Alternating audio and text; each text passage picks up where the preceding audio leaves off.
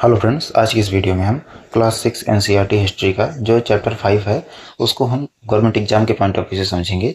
और इस चैप्टर का नाम है राजा राज्य और एक प्राचीन गणराज्य। ठीक है, तो सबसे पहले हम ये समझते हैं कि इस चैप्टर में आपको बताया क्या गया है। तो लगभग 3000 वर्ष पहले भारत में छोटे छोटे जनपद बने। समय के साथ ये बड़े बड़े राज्यों महाजनपद में बदल गए। इस काल में शक्तिशाली राजाओं का उदय हुआ, कर वसूली शुरू हुई, बड़ी सेनाएं बनी और कुछ स्थानों पर गणराज्य जैसी शासन व्यवस्था भी विकसित हुई। ठीक है, तो बेसिकली यही सब इस चैप्टर में बताया गया है। तो पहला टॉपिक आता है, वो आता है कि कुछ लोग राजा कैसे बने। तो लगभग 3000 वर्ष पहले कुछ लोग स्वयं को शक्तिशाली शासक सिद्ध करने के लिए बड़े यज्ञ करते थे। सबसे प्रसिद्ध यज्ञ था अश्वमेध यज्ञ। अश्वमेध यज्ञ एक घोड़े को स्वतंत्र छोड़ दिया जाता था। राजा के सैनिक उसके साथ चलते थे। यदि कोई राजा घोड़े को रोकता था तो युद्ध होता था। यदि कोई नहीं रोकता था तो उस क्षेत्र पर उस राजा का अधिकार माना जाता था। इस प्रकार राजा अपनी शक्ति और प्रभुत्व का प्रदर्शन करते थे। ठीक है, फिर आता है वर्ण व्यवस्था। समाज में समाज को चार वर्णों में बांटा गया था।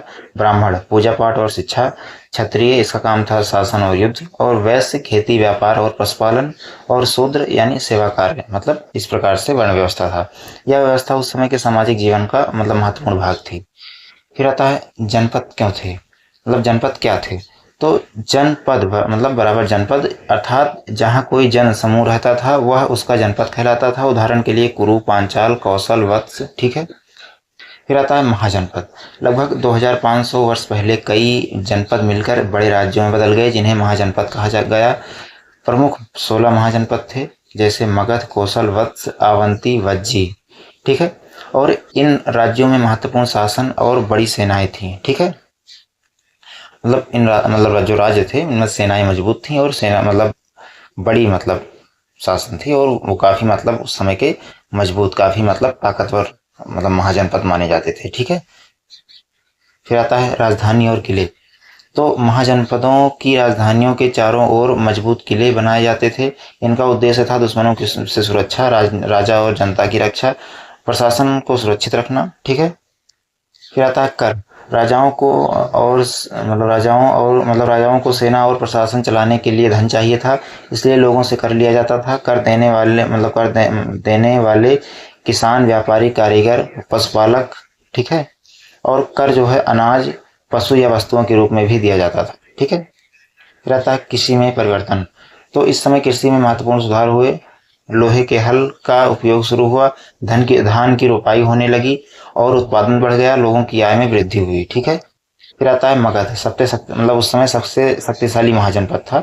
मगध सबसे शक्तिशाली राज्य बना। कारण क्या था इसका? उपजाऊ भूमि, गंगा और सोन नदियों का जल, जंगलों से लकड़ी, लोहे की खदानें, नदी मार्ग से व्यापार। ठीक है, और प्रमुख शासक कौन था? बिंबिसार, अजातशत्रु। मगध की राजधानी पहले राजगृह, बाद में पाटलिपुत्र बनी। ठीक है, फिर आता है एक प्राचीन गणराज्य, वज्जी संघ। सभी राज्यों में राजा नहीं होते थे। ठीक है, जो वज्जी संघ है ये गणराज्य था, एक प्राचीन गणराज्य था। ठीक है, और सभी राज्यों में राजा नहीं होते थे। वज्जी संघ एक गणराज्य था। ठीक है, और इसकी विशेषताएं थी, इसकी विशेषताएं में आती है इसकी राजधानी उस समय वैशाली थी। कई शासन कई प्रमुख लोगों द्वारा मिलकर चलाया जाता था। निर्णय सभा में लिए जाते थे। ठीक है, तो एक, क्योंकि ये गणराज्य था, कोई एक राजा नहीं था, इस वजह से ऐसा होता था वहां पर। इसे गण या संघ कहा जाता था। यह भारत के प्रारंभिक गणराज्यों में से एक था। ठीक है, तो इस बात को आपको याद रखना है। फिर आता है राजा और गणराज्य में अंतर।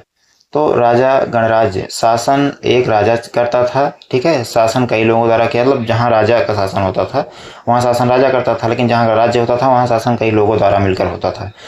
और जहाँ राजा का शासन होता था वहाँ निर्णय राजा लेता था, और जहाँ गणराज्य होता था वहाँ निर्णय सभा में लिए जाते थे। ठीक है, और